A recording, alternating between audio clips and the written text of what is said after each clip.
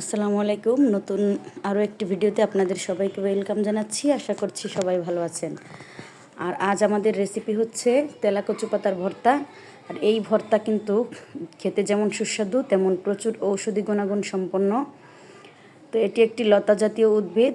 যারা চেনেন তারা তো ভালোই, আর যারা চেনেন না তাদেরকে দেখিয়ে দিচ্ছি। এই দেখেন, এই যে পাতাগুলো ঠিক এরকম। তো লতা থেকে ছাড়িয়ে আমি প্রায় 5-7 বারের মতো এটিকে ধুয়ে নিয়েছি। তো পাতাটা একটু শক্ত, যে কারণে আপনারা এটাকে কুচিয়েও নিতে পারেন, আবার কেউ যদি ব্লেন্ডারে ব্লেন্ড করতে চান তাহলে আস্ত রাখলেও কোনো সমস্যা নেই। তো আমি পাটায় বেটে ভর্তা করব, যে কারণে আমি খুব সুন্দর করে এটাকে কুচি কুচি করে নিয়েছি। তো এই যে এভাবে যে যার ইচ্ছে মতো কুচি করতে পারেন। তো এভাবে কুচি করার পরে এখন আমি চলে যাচ্ছি চুলার কাছে।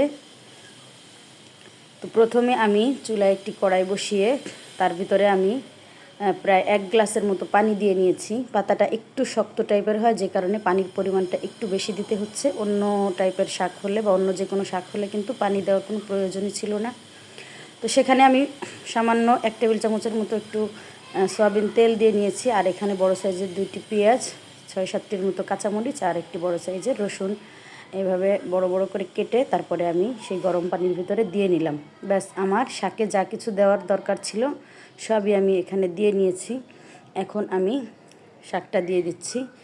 যখন বলক এসেছে তারপরেই কিন্তু আমি শাকটা দিয়েছি, এর আগে আমি দিইনি।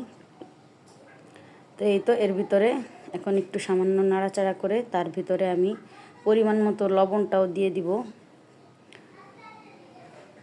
তো অফ ক্যামেরায় কিন্তু আমি লবণটা দিয়ে নিয়েছি, আপনাদের দেখাতে পারিনি। আর এখন আমি নাড়াচাড়া করে এভাবে, এই যে দেখেন পানিটা উপর দিকে উঠে আসছে। তো এই অবস্থায় আমি একটি ঢাকনা দিয়ে এটাকে ঢেকে দিয়েছি। প্রায় 5-7 মিনিট জাল করার পরে এই তো অবস্থাটা এরকম, অনেকটাই সিদ্ধ হয়ে গিয়েছে আর সামান্য পরিমাণে পানি আছে। এটাকে আমি একেবারে সম্পূর্ণ ঢাকনাটা খুলে তারপরে পানিটা আমি শুকিয়ে নিব। আর এরই মাঝে আমি বারবার এটাকে নাড়াচাড়া করে নিচ্ছি, যাতে করে কোনো দিক থেকে লেগে না আসে। তো এই তো এভাবে করে কিন্তু আমি সম্পূর্ণ পানি টানিয়ে নিয়েছি। এখন আমি এটাকে শিলপাটায় বেটে নিব। আপনারা চাইলে কিন্তু ব্লেন্ডারে ব্লেন্ড করে নিতে পারেন। তো শিলপাটায় ভর্তা করলে কিন্তু ভর্তার স্বাদটাই অন্যরকম হয়। চেষ্টা করবেন আপনারা এভাবে বেটে নেওয়ার জন্য, আর না পারলে অন্যভাবে করে নিতে পারেন।